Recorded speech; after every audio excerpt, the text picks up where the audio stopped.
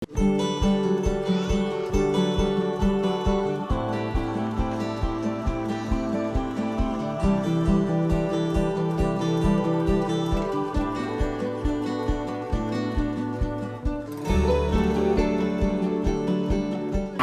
lang ako dati ng street fight nung binata pa ako. Tapos dalawa kami magkapatid mahilig. Wala kami ginawa kundi bumili sa arangke ng mga street fight lang. Ang ibon masaya kahit talo. Basta umuwi lang, kahit nga yung misis ko natutuwa Binibigyan ko siya ng kape pag umaga, almusal para hindi na siya bumaba. Tapos pag tanghali, bigyan ko naman siya ng pagkain para hindi siya mapasma. Saka tubig. Kaya bago ako nag-start, talagang bumili ako ng mga good lines. Kasi dati sumasali ako. Hindi ako umaabot ng derby. Training lang, nauubos na yung ibon ko So nag-decide akong bumili ng mga winning line. Yung ngayong 14, hindi ko talaga inasahan. Kasi hindi naman talaga ako nagkaklak ng Tacloban. Pero yearly, nagpapawi ako ng Tacloban. Kaso lagi lang po cut-off. So ngayon, last lap namin, 4 ang live ko. So medyo maagal lang ang loob ko na mayroong papasok. Kaya lang, hindi rin pa rin inaasahan dahil hindi nga ako nagkaklak Kaya natuwa nga ako nung may dumating. Yun, hindi ko nga alam na siya pala mag-overall. Noon, hindi talaga ako naniniwala na totoo talaga. Mula sa po nagkalapate siya. Noong 2010, 5 years na, ngayon talaga siya nanalo.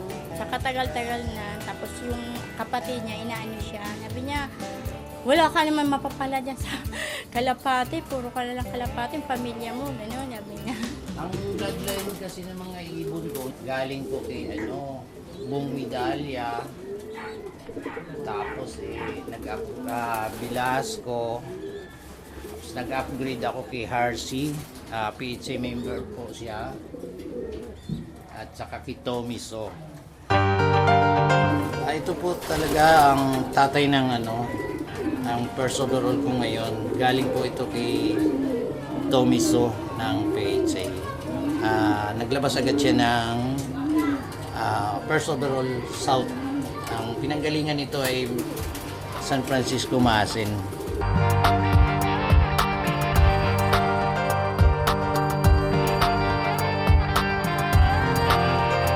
Yung look nito, importante kasi sa ibon yung ventilation. Tapos hindi siya crowded.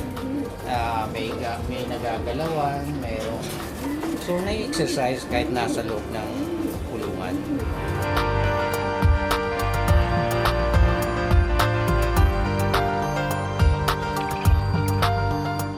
Nandito tayo ngayon sa loop ko. Ito yung mga player ko ng 2015. Sila na yung mga racers ng North and South. Tapos medyo mahirap magpalipad dito dahil marami pong kagaya noon, mga nasa outside lang yung ibon, kaya minsan nawawala yung mga tinuturuan ko. Mahirap din magturo. Pag breeding season, bumibili lang ako ng ready to mix dyan.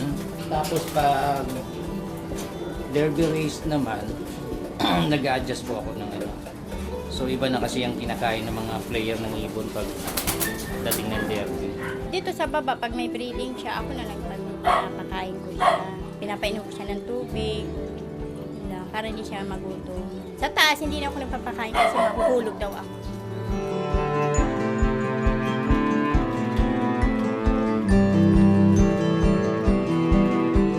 Pag hindi pa naman race, ranging na muna dito sa bahay. Tapos pag-start ng training ng club, hindi pa ako sumasabay, nagsi-self-training ako. Kung magaling ka mag-alaga, uuwi siya. Kung magaling ka sa pag-iibon, hindi ka, yung talagang mahal mo siya, kahit may sugat o mayroong hirap na hirap, talagang uuwi kung kakayanin. alaga ko siya talaga. Sabi ko, manalo, matalo, nandyan pa rin siya. Kasi hindi siya maano sa buhay namin. Dapat magmahalan kayo mag-asawa kasi yung kalapati nagmamahalan din. Magmahalan din kayo.